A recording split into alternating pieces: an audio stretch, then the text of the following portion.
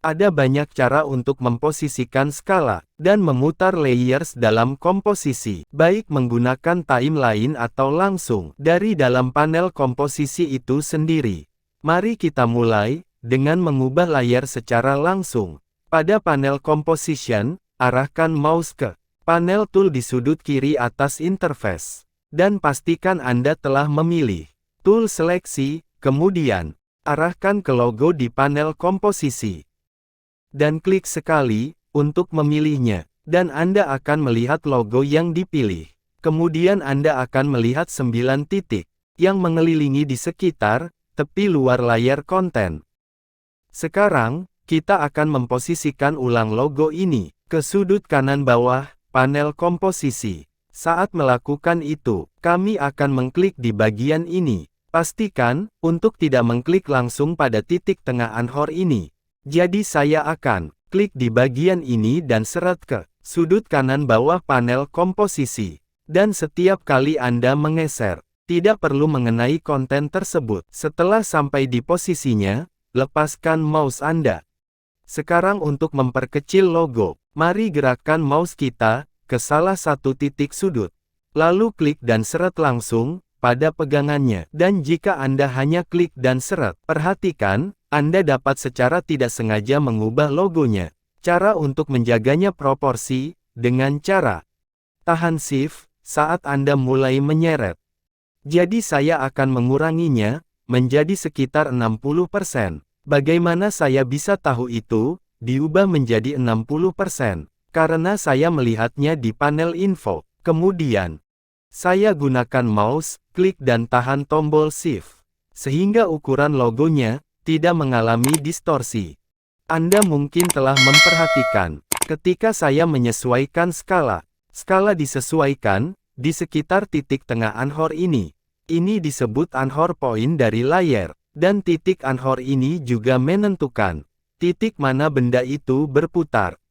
Sekarang saya akan kembali ke toolbar, dan saya akan klik Tools Rotation. Anda juga bisa menekan tombol W pada keyboard untuk memilih tool tersebut. Dengan terpilihnya tool rotation, perhatikan bentuk kursor akan berubah. Sekarang jika saya arahkan ke salah satu titik sudutnya, kemudian klik dan seret, saya bisa memutar logonya. Ketika saya menekan Shift sambil drag, itu akan memutar sebesar 45 derajat.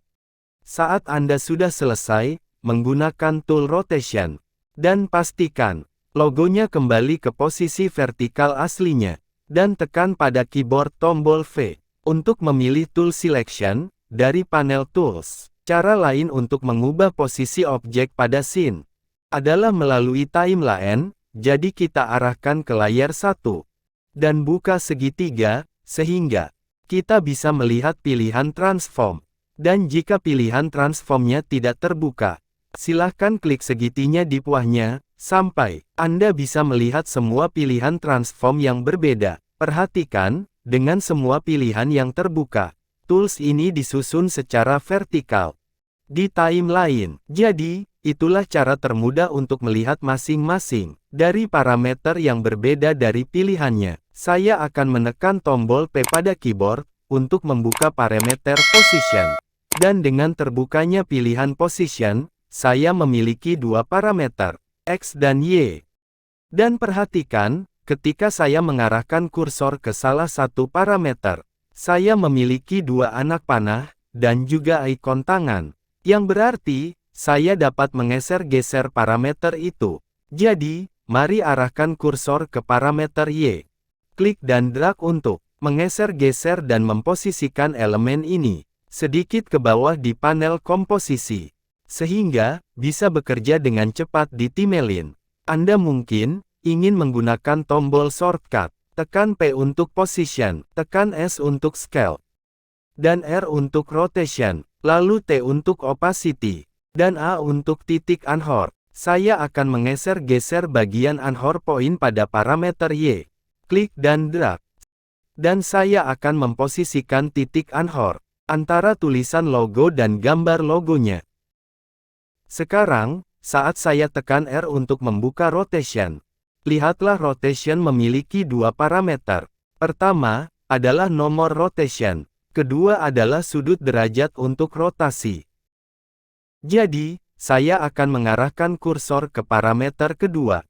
Klik dan drag untuk menggeser-gesernya. Dan sekarang, perhatikan saya akan memutar di sekitar titik anchornya.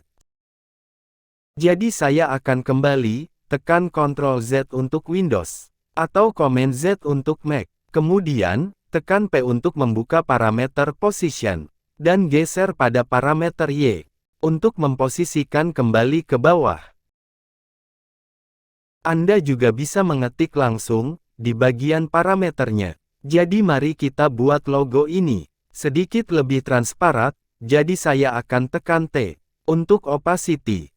Dan saya akan mengganti isian ini dari 100% menjadi 50%, dan saya akan tekan Enter. Ketika saya selesai, dan itu akan menetapkan nilainya. Sekarang, saat Anda sudah selesai, kecilkan opsi layer, Anda tinggal tekan tombol shortcut yang sama. Sebagai contoh, saya akan tekan T untuk opacity, dan saya tinggal klik di bawah salah satu layer untuk membatalkan pilihan. Dan sekarang, saya dapat melihat dengan tepat apa yang akan terlihat di panel komposisi. Sekarang saya harus memberitahu Anda metode pilihan saya untuk menerapkan transformasi atau perubahan.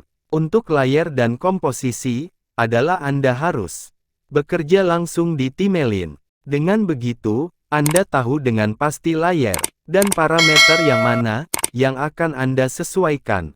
Saat mendapatkan pratinjau transisi metode ini, semakin banyak lapisan yang Anda miliki dalam komposisi, pasti akan jadi lebih bermanfaat. Sampai di sini dulu pelajaran kita hari ini.